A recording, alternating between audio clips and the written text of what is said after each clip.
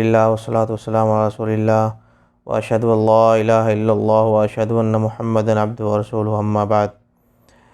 سنن رواتب کا یہ بیان ہے، جنہیں سنت مؤکدہ بھی کہا جاتا ہے۔ کتنی ہیں، اس کی کیا فضیلت ہے؟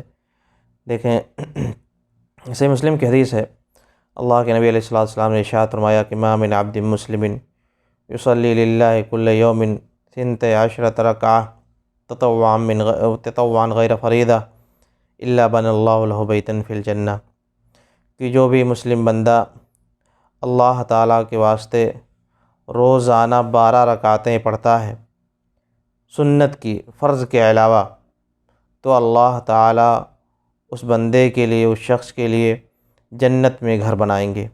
اس شخص کے لیے جو روزانہ اللہ کے واسطے فرض کے علاوہ سنت کی 12 رکعتیں پڑھتا ہے، 12 رکعتیں۔ اس حدیث کی جو راویہ ہیں ام حبیبہ رضی اللہ عنہا کہتی ہیں کہ جب سے میں نے اس حدیث کو نبی علیہ الصلوۃ والسلام سے سنا ہے، تب سے میں لگاتار اس پر عمل کر رہی ہوں، پابندی کر رہی ہوں۔ اور ام حبیبہ رضی اللہ عنہا سے جو راوی روایت کرتے ہیں عنبسہ، وہ بھی کہتے ہیں کہ جب سے میں نے اس حدیث کو ام حبیبہ سے سنا ہے، میں لگاتار اس پر عمل کر رہا ہوں۔ ان کے بعد کے جو راوی ہیں وہ بھی کہتے ہیں کہ جب سے میں نے اس حدیث کو عنبسہ سے سنا ہے، عمرو بن عوس، میں لگاتار اس پر عمل کر رہا ہوں۔ ان کے بعد کے جو راوی ہیں نعمان بن سالم، وہ بھی کہتے ہیں کہ جب سے میں نے اس حدیث کو عمرو سے سنا ہے، میں لگاتار اس پر عمل کر رہا ہوں۔ تو دیکھیں، یہ اس پر حدیث پر ہمیں بھی عمل کرنے کی کوشش کرنی چاہیے۔ آسان سا عمل ہے، اور اللہ تعالیٰ خود اس شخص کے لیے، اس بندے کے لیے جنت میں گھر بنائیں گے۔ کس شخص کے لیے؟ جو ان 12 رکعتوں کی پابندی کرتا ہے۔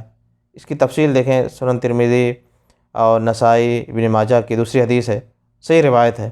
اللہ کے نبی علیہ الصلوۃ والسلام نے ارشاد فرمایا کہ من ثابر علی 12 رکعۃ من السنہ بنى اللہ لہ بیتا فی الجنہ، جس نے پابندی کیا، من ثابر یعنی من حافظ، جس نے پابندی کیا کس چیز پر؟ 12 رکعتوں پر۔ 12 رکعتوں کو پابندی سے جس شخص نے پڑھا سنت کی، تو اللہ تعالیٰ اس شخص کے لیے جنت میں گھر بنائیں گے۔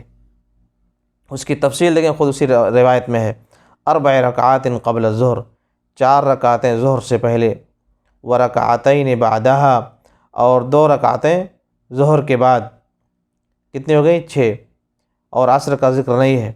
ورکعتین بعد المغرب، 2 رکعتیں مغرب کے بعد۔ کتنی ہو گئی؟ 8۔ ورکعتین بعد العشاء، اور 2 رکعتیں عشاء کے بعد۔ کتنی ہو گئی؟ 10۔ ورکعتین قبل الفجر، اور 2 رکعتیں فجر سے پہلے۔ کتنی ہو گئی؟ 12۔ یہ 12 رکعتیں ہوئیں۔ جس بندے نے ان 12 رکعتوں کی پابندی کی، اللہ تعالیٰ اس بندے کے لیے جنت میں گھر بنائیں گے۔ اللہ تعالیٰ اس بندے کے لیے جنت میں گھر بنائیں گے۔ اور ان 12 رکعتوں کی تفصیل سے مسلم کی دوسری حدیث میں خود نبی علیہ الصلوۃ والسلام کے عمل سے بھی ملتی ہے۔ عائشہ رضی اللہ عنہا کہتی ہیں کہ کان رسول اللہ صلی اللہ علیہ وسلم یصلی فی بیتہ قبل الظہر 4 رکعات، کہ نبی علیہ الصلوۃ والسلام ظہر سے پہلے اپنے گھر میں 4 رکعتیں پڑھتے تھے۔ ثم یخرج فیصلی بالناس، پھر آپ نکلتے تھے، لوگوں کو جا کر کے ظہر کی نماز پڑھاتے تھے۔ ثم یدخل فیصلی رکعتین، پھر آپ گھر میں واپس آتے تھے اور 2 رکعتیں پڑھتے تھے۔ کتنی ہو گئیں؟ 4 پہلے پڑھ کر کے گئے ہیں، پھر آپ واپس آ کر کے 2 پڑھ رہے ہیں، 6 ہو گئیں، وہی سیم وہی۔ پھر عصر کا ذکر نہیں ہے۔ پھر کہتی ہیں کہ وکان یخرج فیصلی بالناس المغرب، پھر آپ نکلتے تھے، لوگوں کو جا کر کے مغرب کی نماز پڑھاتے تھے۔ ثم یدخل فی بیتی فیصلی رکعتین، پھر آپ واپس آ کر کے گھر میں آتے اور 2 رکعت پھر پڑھتے تھے آپ۔ کتنی ہو گئی؟ 8۔ ثم یخرج فیصلی بالناس العشاء، پھر آپ نکل کر کے جاتے تھے، لوگوں کو عشاء کی نماز پڑھاتے تھے۔ ثم یدخل فی بیتی فیصلی رکعتین، پھر آپ گھر واپس آتے تھے اور 2 رکعت پھر پڑھتے تھے۔ کتنی ہو گئی؟ 10۔ وکان اذا طلع الفجر صلی رکعتین، اور جب فجر طلوع ہو جاتی یعنی فجر کا وقت ہو جاتا، تو آپ پھر 2 رکعتیں پڑھا کرتے تھے۔ اس طرح سے کل کتنی ہو گئی؟ 12 رکعتیں۔ تو خود نبی علیہ الصلوۃ والسلام کا اپنا عمل بھی ہے کہ آپ اس طرح سے 12 رکعتیں پڑھا کرتے تھے، اور آپ نے ان 12 رکعتوں کی اس قدر فضیلت بھی بیان فرمائی کہ جو شخص ان کی پابندی کرے گا، اللہ تعالیٰ اس کے لیے جنت میں گھر بنائیں گے۔ لیکن اس میں ایک خاص پوائنٹ یہ بھی دیکھیں کہ نبی علیہ الصلوۃ والسلام کے بارے میں جہاں یہ ذکر ہے کہ نبی علیہ الصلوۃ والسلام ان سنتوں کی پابندی فرما رہے ہیں، تو گھر گھر کا ذکر ہے کہ آپ گھر میں پڑھ کر کے جا رہے ہیں، پھر واپس آ کر کے گھر میں پڑھتے ہیں۔ تو اس سے پتہ چلا کہ بہتر طریقہ یہی ہے، سنت کا جو طریقہ وہ یہ کہ ان سنتوں کو گھر میں پڑھا جائے۔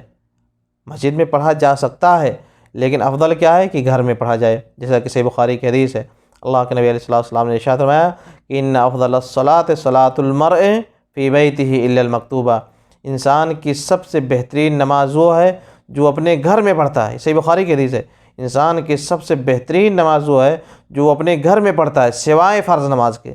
فرض نماز کو چھوڑ کر کے بقیہ سب سے بہترین نماز اس کی کون سی نماز ہے؟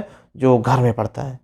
تو گھر میں ہمیں پڑھنا چاہیے، سنت موقدہ یہ اس میں کوشش کریں۔ بلکہ صحیح مسلم کی دوسری حدیث ہے، صحیح مسلم کی حدیث میں اللہ کے نبی علیہ الصلوۃ والسلام نے ارشاد فرمایا کہ اذا قضى احدكم الصلاة في مسجده فليجعل لبيته نصيبا من صلاته فإن الله جاعل في بيته من صلاته خيرا۔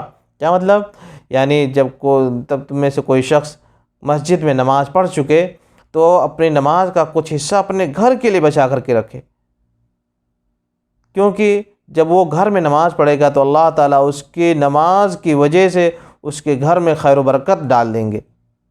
تو دیکھیں، نماز تو ایک تو گھر میں پڑھنا زیادہ افضل ہے، دوسرے کی یہ بھی سبب ہے کہ اللہ تعالیٰ انہی نماز کی برکتوں سے اللہ تعالیٰ گھر میں برکتیں خیر ڈال دیں گے۔ تو ہمیں اس وجہ سے اور بھی پابندی کرنے کی کوشش کرنی چاہیے کہ گھر میں پڑھنے کی کوشش کریں۔ مگر کہنے کا مطلب یہ ہے کہ افضل ہے یہ، ورنہ مسجد میں بھی سنت پڑھا جا سکتا ہے۔ ان سنتوں کی اور کیا تفصیلات ہیں، ہر سنت کی اپنی اپنی کچھ تفصیل ہے، انشاءاللہ بیان کرنے کی کوشش کی جائے گی آگے۔ مگر اس حدیث میں جو بیان کیا گیا اس درس میں وہ یہ کہ دیکھیں سنت موقدہ کی ایک خاص فضیلت ہے اور وہ 12 رکعتیں ہیں، ان 12 رکعتوں پر ہمیں پابندی کرنے کی کوشش کرنی چاہیے۔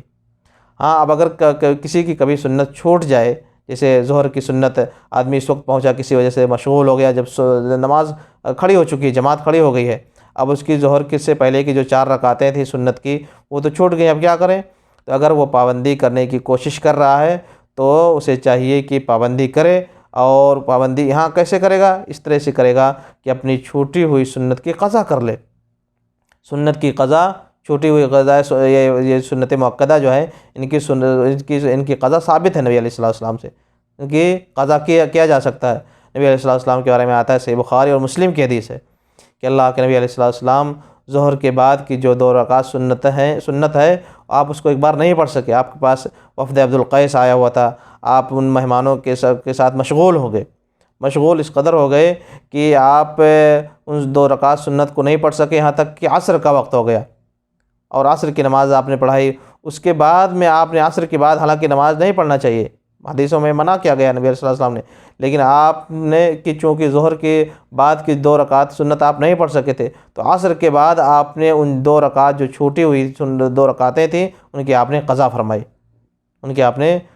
صحیح بخاری مسلم کی حدیث ہے۔ تو اس سے کیا پتہ چلا کہ سنت موقدہ کی قضا ہوتی ہے، اگر بندے کی کسی وجہ سے، کسی عذر کی وجہ سے کبھی چھوٹ گئی تو ان کی قضا کیا جا سکتا ہے، اور جب قضا کا اس کے پاس موقع مل گیا تو یعنی کہ اس کے پاس پابندی اس کی برقرار رہ گئی، اور اگر یہ پابندی برقرار رہ گئی تو اللہ تعالیٰ کا وعدہ ہے کہ انشاءاللہ اس بندے کے لیے، اس پابندی کرنے والے شخص کے لیے، اس پابندی کرنے والے بندے کے لیے اللہ تعالیٰ جنت میں گھر بنائیں گے۔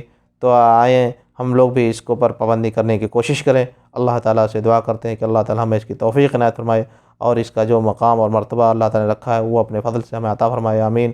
وصلی اللہ وسلم علی نبینا محمد۔